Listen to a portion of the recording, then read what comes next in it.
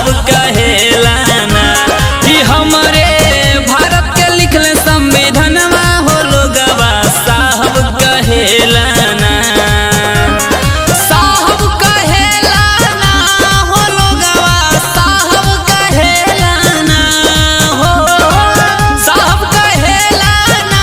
हो लोगवा साहब कहेला ना कि हमरे भारत के लिखले संविधानवा हो लोगवा साहब कहेला ना कि हमरे बोधिसत्व भीमराव के लोगवा साहब कहेला ना।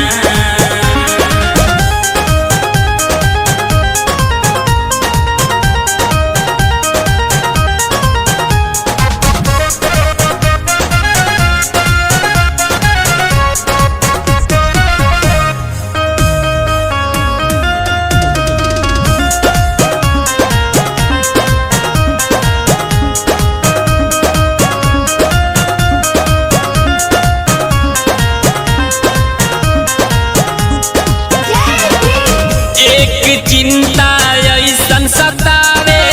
पूरा देश के भाई हो,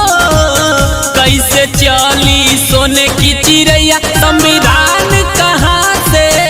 आई हो।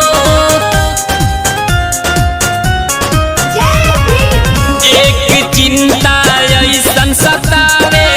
पूरा देश के भाई हो, कैसे चली सोने की चिड़ैया संविधान कहाँ से आई हो। साहब कहेला ना हो लोगवा साहब कहेला ना, हो साहब कहेला ना हो लोगवा साहब कहेला ना कि लिखले भारत के सुंदर संविधानवा की लोगवा साहब कहेला ना कि हमारे बोधिसत्व भीमराव के लोगवा साहब कहेला ना।